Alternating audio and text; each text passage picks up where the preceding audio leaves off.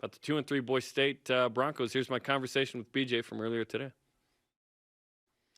All right, BJ, you always have great insight on Boise State. We love when you're on the program. How you doing, man? I'm doing great, man. It's kind of a rainy day in Boise, but looking forward to getting down there, and always fun when I get to make the trip to Provo. So looking forward to this one for sure. Should be an equally rainy day at LaVell Edwards Stadium, which should be fun. Do you think that means we're going to have just an overloaded rushing game Saturday afternoon? Well, I think Boise State would hope that's not the case. It hasn't gone too well for them. An all-running game would probably not suit them very well, as you guys know, and folks that have looked at the stats know. Boise State's rush defense has not been good, and BYU runs the ball very well, so that's a concern going into the game for sure. And on the flip side, Boise State has not run the ball very well at all this season. So that those two areas are pretty much, if you needed to simplify, why is Boise State 2-3, and it could probably just be defined as simple as they can't run the ball and they can't stop the run. And if it's a wet, rainy game where they have to try to do both, they could be in some real trouble. Tyler Algier was amazing against Utah State, career high 218 and 3 touchdowns. On the Boise State side, George Holani's a 1,000-yard back. And there are several dudes who can ball. Injuries on the offensive line, notably at center. What's the issue right now? Yeah, 2 starters were out in the last game. The left tackle, John Ojukwu, was the only lineman that started in the same spot where he had already started the game this season. They're trying to move guys around. They have 2 transfers in there starting right now. And so, yeah, the center, Keikani Ho'olomia Gonzalez being out has really hurt them. They've tried 2 different centers. They've had snapping issues, which has led to some of the negative yards, which has affected the rushing numbers a little bit. But too many sacks. Hank Bachmeier got sacked in the last game 6 times as too. So the offensive line has just not played well. And they have Cyrus Abibi-Lakio, a transfer from Oregon at running back. But really, George Holani just hasn't been healthy. He missed the UCF game, and they just got hurt in the first quarter of this last game against Nevada. So I would suspect that George Holani does not play on Saturday. And they've got some other guys they feel good about, but they just haven't, for whatever reason, been able to get it done. I think the stat I saw was 1.1 yards until contact. So they're getting hit like right at the line of scrimmage almost, and they just can't do anything. And so that's going to be a big focus for them, try to establish the run. And if not, we might see Hank Bachmeier throw it 55 times. And that's not always the worst thing in the world, but that one-dimensional thing is tough, right, for Hank. He's a tremendous player. We're finally getting the Hank Bachmeier versus BYU game. I know some Boise State fans have been like, but hey, Hank didn't play in the game. The last 2 years. We're finally getting that game. How good is he? I know he's 12-4 as a starter. He started just at Florida State, right? That game was incredible. What kind of player is he? Can he win this game for Boise State? Yeah, I mean, he's a heck of a player. He had one of the best games, maybe the best game of his career against Nevada the other day. 4 touchdowns, passed for well over 300 yards. I mean, he's playing very well. He's up over 300 yards now, average passing per game. I saw that, was it not Pro Football Focus or one of those people came out recently ranking all 130 quarterbacks so far, for college teams, and he came in at number 12. So, I mean, he came in right now as, one of the top quarterbacks through 5 games in the country right now. So he's playing very well. He's distributing the ball across the field. That in Tim Plow's new offense, there's a lot more put on the quarterback. It's a lot more RPO type stuff. So some of his decision making on the RPO stuff and whether to pull it or to run it or to pass is taking some time for him to get used to. That was an issue in the UCF game, but overall, he's playing great. He's had a couple interceptions that fans like to point to. One in the UCF game when they were trying to drive at the end of the game. One late in the Oklahoma State game as well. But overall, he is by far not the reason. Even though some fans are calling for Jack Sears and wanting to do that, Hank Bachmeier is playing great, and he is the least of Boise State's problems at this point. And yes, I agree. Nice to finally get a chance to see him play against BYU, which I know is very important to him and very important to this fan base. And it should be interesting because we'll see who goes for BYU. It might be Jacob Conover, right? The third string, 2019, and now the third string quarterback for BYU going to start. Last year, I know Sears got the start, and the third string was hurt, and Cade Finnegan, who's now on the BYU roster, was playing. Listen, could we just get 2 healthy quarterbacks in this matchup for once? I don't know if we're going to have it until maybe next year. It'd be nice, and I know the BYU fans loved to always bring that up when I pointed that out a couple of times last year, and they was whether it was excuse making or whatever it was, they like to say that. So I've been getting it for weeks now with the BYU fans already tweeting at me and stuff. Oh, well, we'll see if they have Boise State has their third string quarterback again, if it matters and all this. So it's all fun. It is. Both teams are without players. Both teams have injuries. Certainly the full house sellout crowd is going to help BYU. I mean, it's a fun game, and that's why we like college football, the what ifs, and if this guy was healthy, and if this game had come after a bye week or whatever. There's just so many variables that come into play. But, the scoreboard says what it is, and the game counts, and the record counts no matter who's out there. And so both teams will certainly try to give it their best shot. BJ Rains is on BYU Sports Nation covering Boise State for the Idaho Press Tribune and the host of the Blue Turf Sports Podcast. We can see your background. It looks very nice. Okay, are people freaking out in Boise? 2-3? Like, this is weird, right, for Boise State football?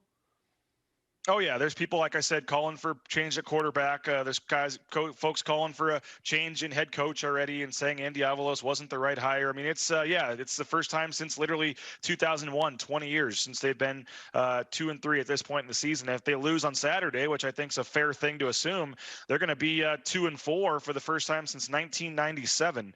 It just doesn't happen around here. They don't lose very many games. But Andy Avalos has pointed to the fact that he was a linebacker on the team that was 2-3 in 2001, and they went on a pretty good run after that. 2 weeks later, they beat number 8 Fresno State on the road. They ended up going like 44-4 over their next 3 seasons to win 3 WAC titles, and that was kind of the start to the season. And then the game against Fresno that a lot of people point to as the game that turned Boise State's program, put them on the ascension to what they've become. And so Andy Avalos has talked a lot about, hey, a lot of good can come from being 2-3. And I know he's grasping for stuff, obviously, because they're not playing very well. But again, they've been in all the games. They've had a lead in all the games. And so I think they feel like they're better than maybe the record shows. They've played a really tough schedule. I think one of the toughest schedules in the country if you go on win-loss percentage. And this is one of the hardest schedules in Boise State history. So they're not making excuses. It's not where they want to be, but they still know there's a lot of games left. And after this BYU game, they got 7 conference games left, and they still control their own destiny in the conference to get back to the title game. So I think that, I don't want to say they want to get this game out of the way, but they have a big one here on Saturday, and then they want to lock back in with conference play. And they still feel like they can make something of the season. And, we'll see if they're right. At UCF, that's a tough game, of course. BYU played UCF in the bowl game. We know that. UTEP was a win. Oklahoma State in Boise was a huge game. That one, the fumble recovery, the scoop and score, they blow the whistle, the blocked field goal. That probably should have been a win, too. At Utah State, domination. Nevada's a good team. So, yeah, it's been a tough schedule. Where do you feel like Boise State is good enough to outplay BYU and have an advantage to potentially pull off an upset here?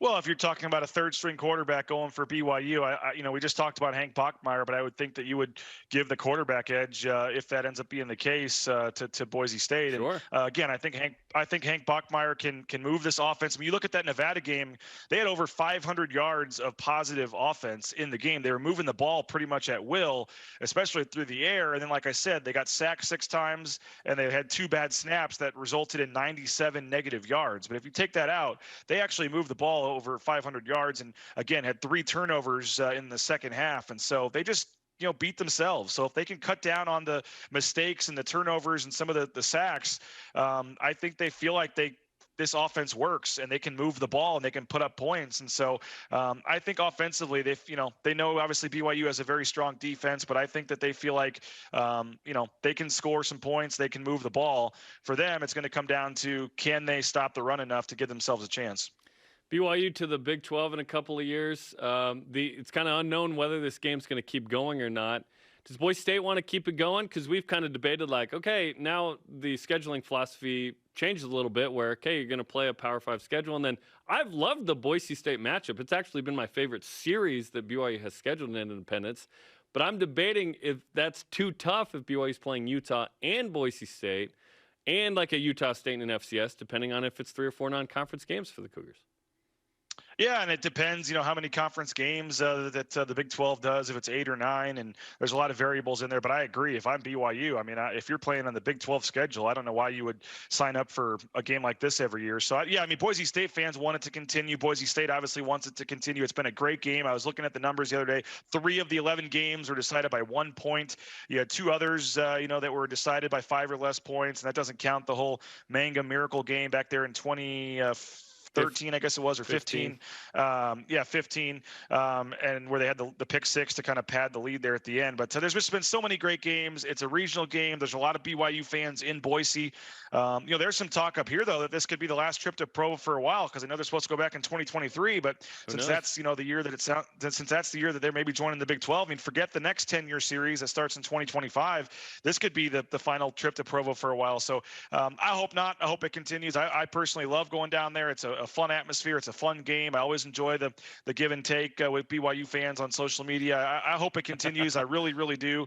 But we'll see. If I was in the BYU side, I could totally see why they would want to get out of this. You're going to be playing some of these teams in the Big 12 every year. I don't know if it makes a whole lot of sense to have another game that's a game that you're not not a guaranteed win for you on the schedule. So I think but who knows? If all the reports are true, maybe this ends up being a conference game down the line. Now what are you referring to? That the Big 12 might expand and include Boise State? Yes, I think that's a possibility. There's been some talk. I know Dennis Dodd had an article about a second round of expansion, and Boise State and Memphis were the two leading candidates for that. There was a report from a Baylor radio station about how Boise State needed to add 12,000 seats to their stadium to get have a chance at the Big 12. And I've heard some behind the scenes rumblings that maybe they're going to start a capital campaign to try to raise some money for something like that. So who knows? I mean, Boise State obviously did not go to the AAC. They obviously listened to Mike Oresco and what they had to offer, but in the end felt like the Mountain West was better for them. And if that's the case, you have to think that they're hoping something else is coming down the road. So I'm not reporting anything. I don't have any inside information about it. I just think that it's not dead. I think Boise State potentially, when Texas and Oklahoma finally leave, there's been reports and things out there that maybe Boise State and Memphis would have a chance to get in. And I think it makes a lot of sense in terms of the travel partner for the volleyball and soccer teams. If you got the Central Florida volleyball team coming out to Provo for one game, does that make a lot of sense? No, they could go on up to Boise and play them, too. So I think it makes some sense, and I hope it happens. A lot of people in here in Boise are still holding out hope that maybe 3 to 5 years down the line that can still end up being the case. Yeah, we will see, and that is certainly interesting, and I know something hopeful for Boise State in this conversation. BJ, we appreciate time. Safe travels to Provo, and we'll see you tomorrow. Yep, should be a great game, guys. Always appreciate you having me on. BJ Rain.